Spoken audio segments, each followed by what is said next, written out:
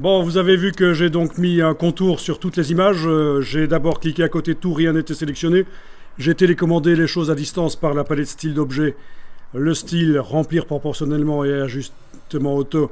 Je suis allé modifier le contour, mettre du noir à 30% avec 4 points d'épaisseur. Bon, il y a un petit problème maintenant. Les images débordent quand même très proche du texte, donc il y a deux choses qui vont pouvoir être faites pour régler le problème. Toujours dans les options de bloc image là, vous avez ici les options de contour et d'arrondi. Vous pouvez faire en sorte que le contour, plutôt que de se mettre à l'extérieur, non, là il est à cheval pour l'instant, il est à cheval sur le bord des vecteurs. Ça vous rappelle quelque chose dans Illustrator, ça, hein?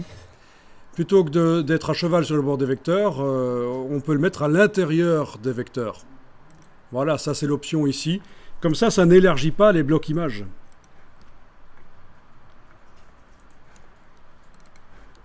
Donc je remonte ici, dans les options. Ça se voit sur l'image d'à côté, hein. Je ne sais pas si vous voyez. Sur l'image d'à côté, quand on change les options là, à l'extérieur, à l'intérieur, au milieu. Bon, ben le mieux, c'est de le mettre à l'intérieur. Comme ça ne modifie pas du tout la largeur de l'image. Donc voilà, ce qui t'arrive, c'est que tu n'avais pas mis un contour, tu avais mis un fond.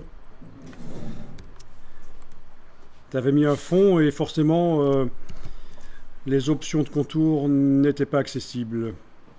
Bon, dès qu'on met vraiment un contour, une couleur de contour, les options de contour sont accessibles et donc mettez ceci. Ça règle un peu le problème des images qui débordaient un peu trop sur le texte. Je ne sais pas si vous le sentez qu'elle est un peu trop proche du texte là. Deuxième chose à faire, c'est de mettre une marge pour le texte, une marge plus grande. Et ça se fait par le gabarit. Par le gabarit, donc dans la palette des pages. Dans la palette des pages, double-clic sur le gabarit. CTRL A pour sélectionner tous les blocs. Ah oui, il ne se sélectionne pas. Parce que dans la palette des calques, on a verrouillé le calque sur lequel il se trouve. Le calque texte. Donc, palette des calques, il faut déverrouiller le calque texte. CTRL A dans le gabarit, tous les blocs sont sélectionnés. Les options de bloc de texte, menu objet, options de bloc de texte. Faisons ça proprement, je vais casser la chaîne, mettre 0 au-dessus et en dessous et augmenter ici la valeur de marge. Mettre par exemple 5 et 5, ça va faire des gouttières de 10. Gouttières de 10 mm. Est-ce que ça paraît clair? Si on veut modifier les gouttières dans les blocs texte dans tout le document, ben, vu qu'ils viennent du gabarit, je dois aller dans le gabarit. Donc première chose à faire, double-cliquer sur les pages du gabarit. On est dans le gabarit. J'ai essayé de sélectionner mes blocs texte, ça ne marchait pas parce qu'ils étaient verrouillés dans la palette des calques. On avait mis le petit verrou en face du calque texte. Je l'ai enlevé. Donc j'ai sélectionné tous mes blocs texte. Et puis objet, option de bloc de texte, donc CTRL B. Tant qu'à faire, je suis allé casser la chaîne pour pouvoir mettre des valeurs différentes. En haut et en bas, il n'y a pas besoin de marge. C'est à gauche et à droite du bloc qui en a besoin. Ok, quand c'est comme ça, je vais maintenant voir dans mon document à quoi ça ressemble. Et voilà. Oui, ce sont des grandes gouttières, mais pourquoi pas, c'est bien.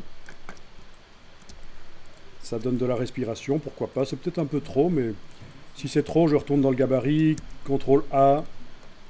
Option de bloc de texte, je vais mettre des gouttières de 8 au lieu de 10. Donc il me faut une marge à gauche de 4 et une marge à droite de 4. 4 et 4, ça fait 8.